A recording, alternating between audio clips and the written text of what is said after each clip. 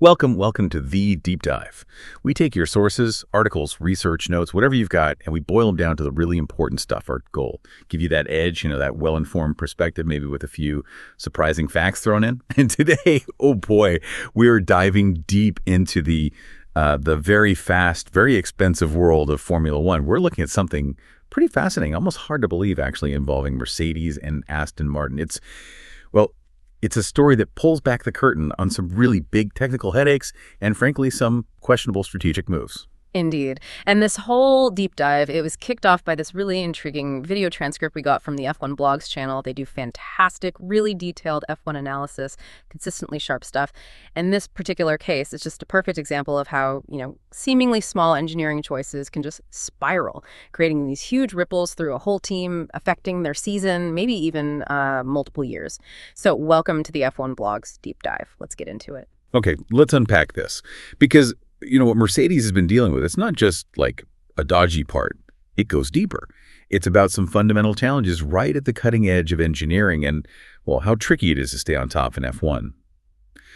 Let's start with Mercedes.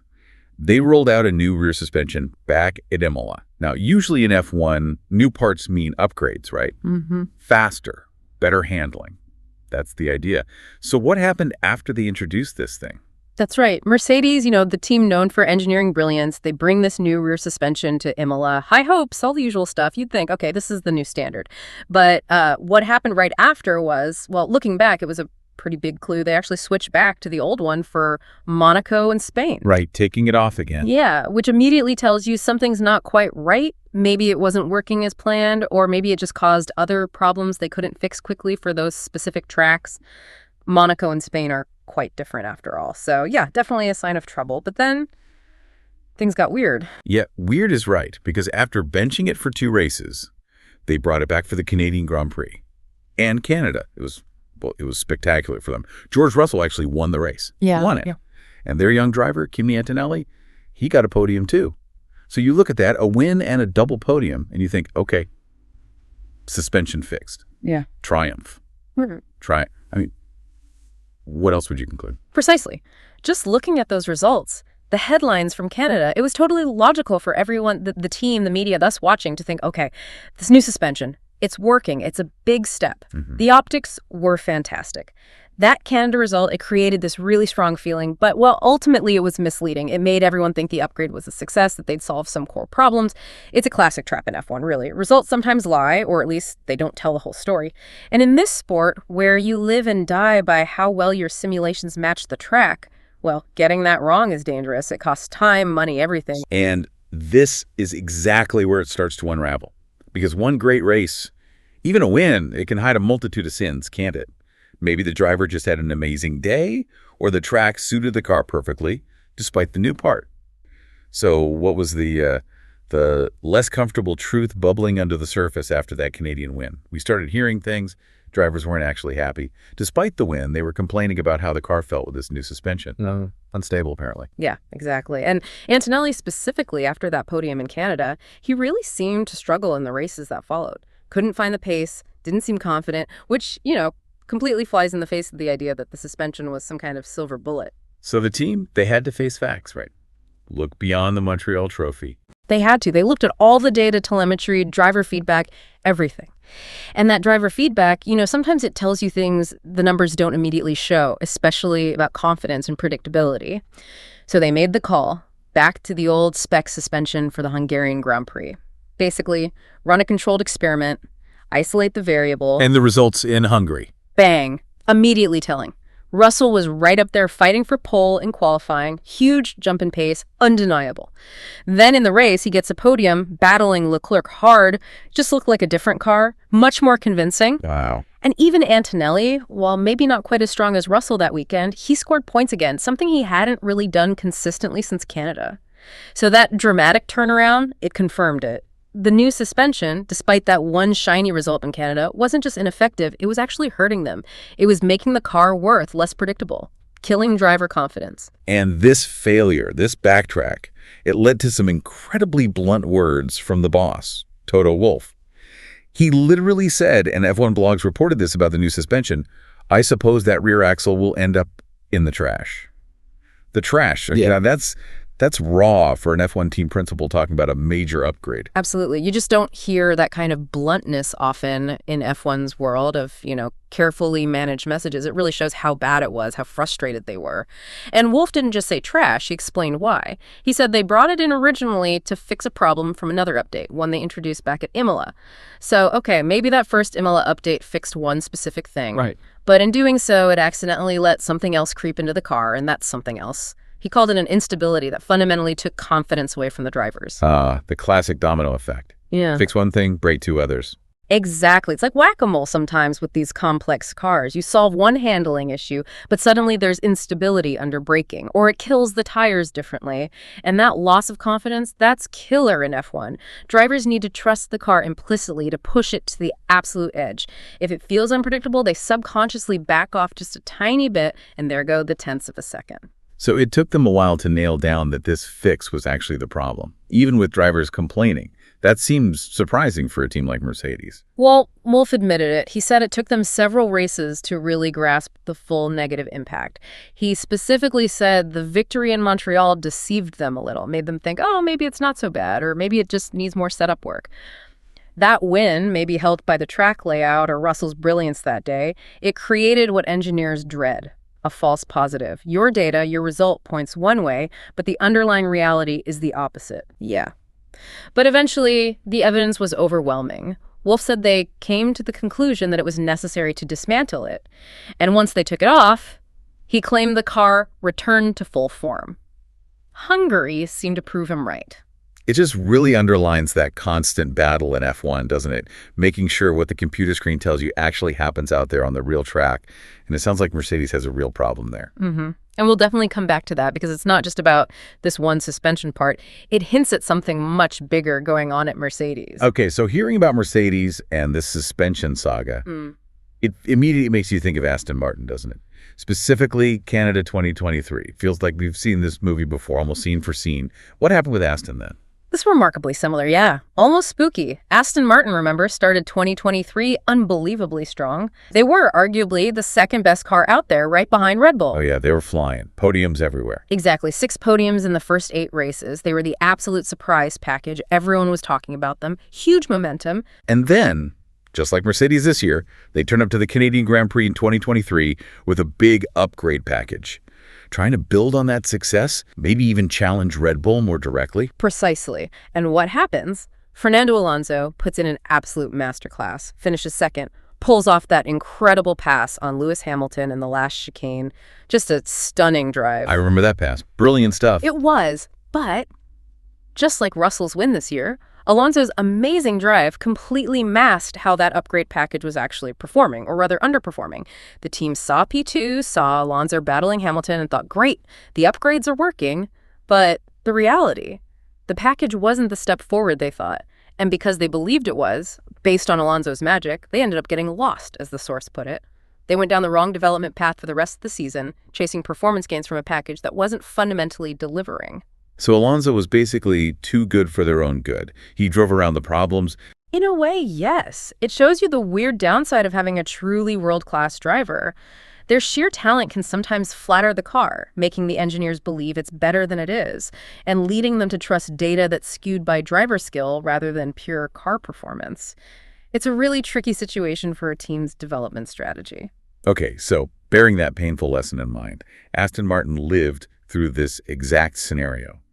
What does it mean now, as Mercedes basically repeats the same pattern? You'd think Aston Martin will be the last team to fall into a similar trap. Well, this is where the story takes a really strange, almost unbelievable turn. It adds a whole new layer to this F1 deep dive. Aston Martin, remember, they buy parts from Mercedes. They're a customer team. Right, gearbox, rear suspension. Exactly. And get this. They apparently considered buying the exact same new, failed Mercedes rear suspension. The one TOTO WOLFF just said is going in the trash. Wait, what? Seriously, they wanted to buy the part Mercedes just admitted was a failure and took off their own cars. That's the report. F1 blogs mentioned it first, and other outlets picked it up.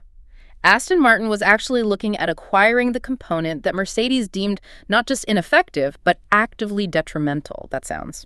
Well, nuts. Nuts is a one word for it. I mean, why on earth would you buy something your supplier has publicly binned?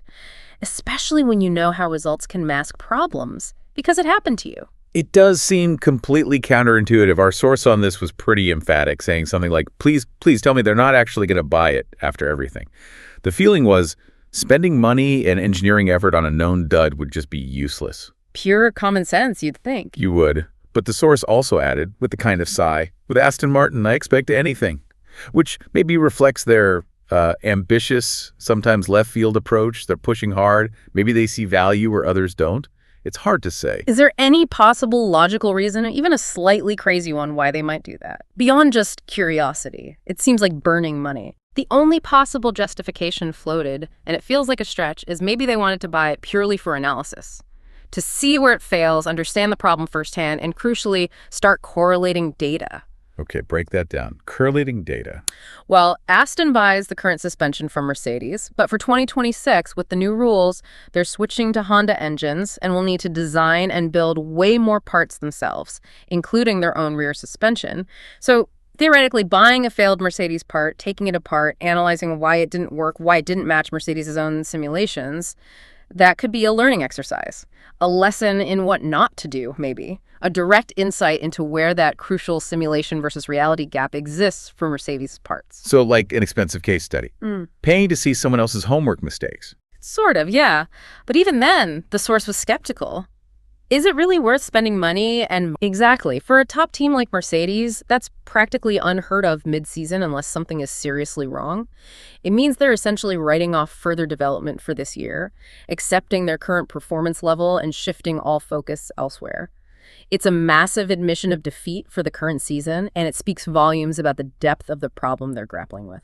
And if something like a suspension, a pretty fundamental bit of the car, showed good data in the simulations, like Wolff said, but then failed so badly on track, what does that say about their ability to design the next car, especially the 2026 car, which is a completely clean sheet, new rules, everything? It puts them, as the F1 blog source graphically put it, in a bit of a dark alley.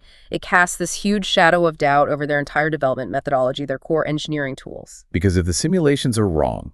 Right, if your multi-million-dollar simulators, your CFD, your wind tunnel, if they're giving you bad data on something like suspension kinematics or aero loading, how can you possibly trust them to design a completely new car for 2026?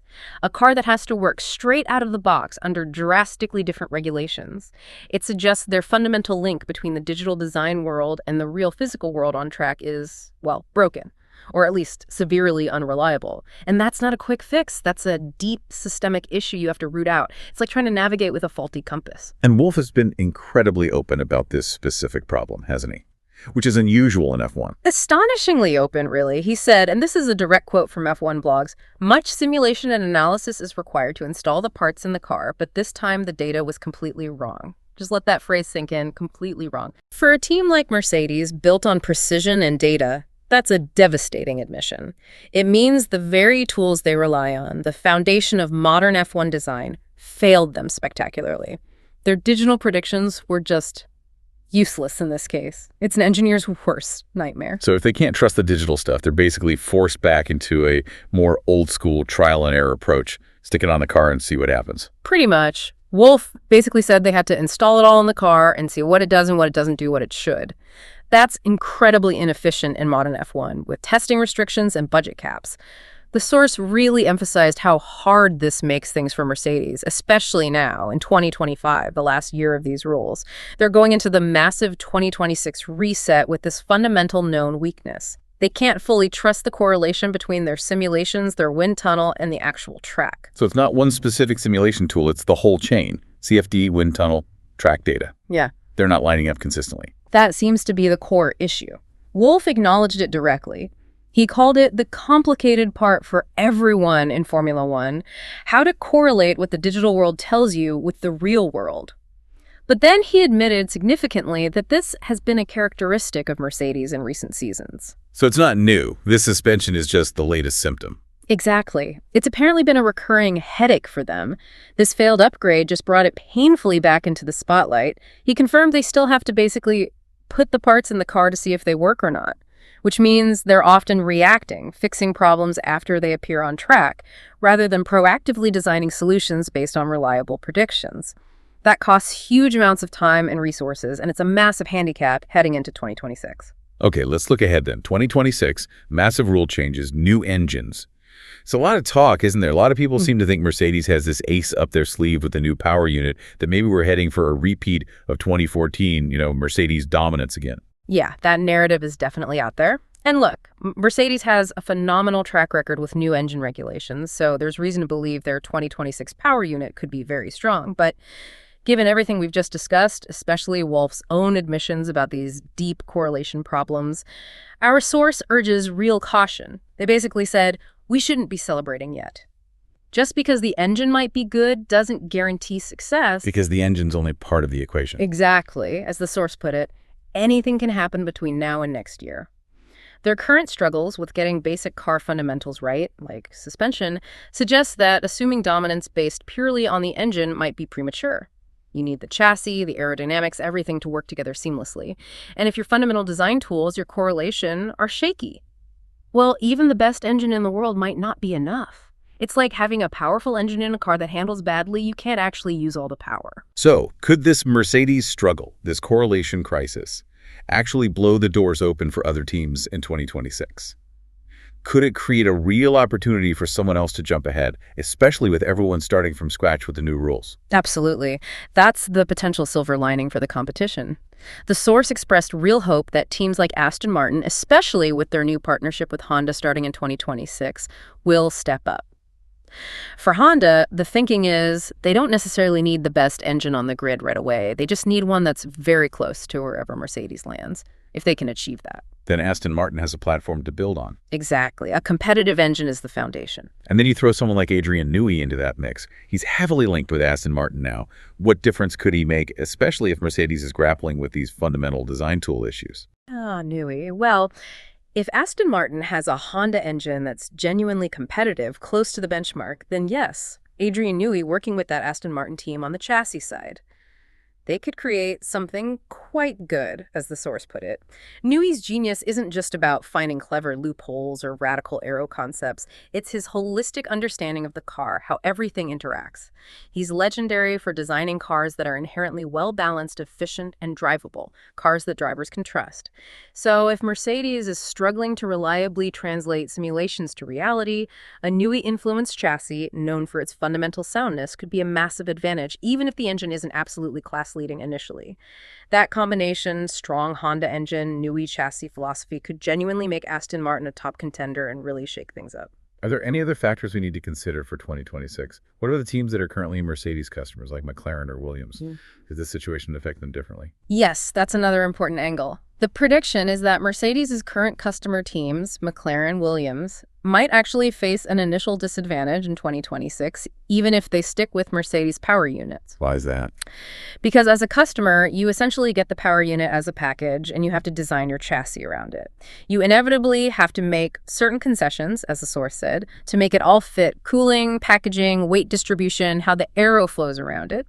A factory team like Mercedes, however, designs the power unit and the chassis together, hand in glove. They can achieve perfect integration, optimizing everything from the outset.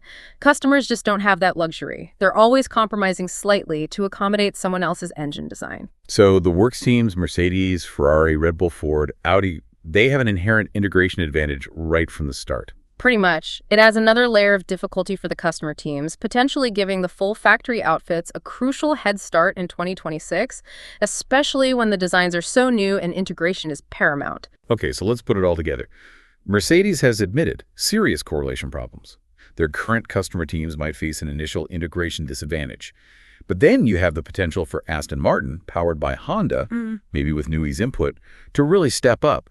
It sounds like 2026 can be way more open and unpredictable than just assuming a repeat of 2014. Precisely. Forget assumptions about engine dominance alone deciding everything. This correlation crisis at Mercedes, combined with the dynamics of customer versus works teams and the potential rise of partnerships like Aston Honda Newey, it could genuinely lead to a much more exciting, much less predictable fight at the front. It really highlights that success in F1 requires getting everything right, not just one big piece. #outro. Wow. Okay. What a deep dive that was. We've really peeled back the layers on Mercedes' unexpected battle with that suspension upgrade, how a big win actually hit a bigger problem. We saw the echoes in Aston Martin's own past experiences, that danger of results masking reality, and the slightly bizarre idea of buying potentially flawed parts. hmm And maybe most importantly, we've explored the significance of Mercedes' ongoing struggle to make their digital simulations accurately predict what happens on the actual racetrack. That correlation problem seems absolutely fundamental. It really shows, doesn't it? Even at the absolute peak of motorsport engineering, with all the money and brain power, getting these cars right is just incredibly difficult. Every success, every failure has these complex stories behind it. Technical challenges, strategic calls, sometimes just sheer luck or lack of it. Exactly. It's never simple. There are always unexpected twists, and the consequences can be huge, affecting not just one race, but potentially entire seasons or even the direction of the team for years. So here's something for you to think about. As F1 heads towards this massive reset in 2026, a whole new rule book, how well will any team manage that critical link between the simulated world and the real world? Which teams have learned the lessons, maybe from their own mistakes or watching others like Mercedes stumble? Who is really best placed to nail that crucial correlation challenge and come out on top in this next era? That's the big question everyone in the paddock is asking. Thank you for joining us for this deep dive into the fascinating tangle of F1 tech and strategy. And seriously, for more analysis this detailed, the kind of insight that sparked this whole conversation, you really should check out the F1 Blogs channel. If you appreciate this level of in-depth F1 coverage, digging into the why behind the headlines, think about subscribing and supporting their work. It helps them keep producing this kind of valuable content, breaking down the complexities of the sport we love. We'll catch you next time for another deep dive.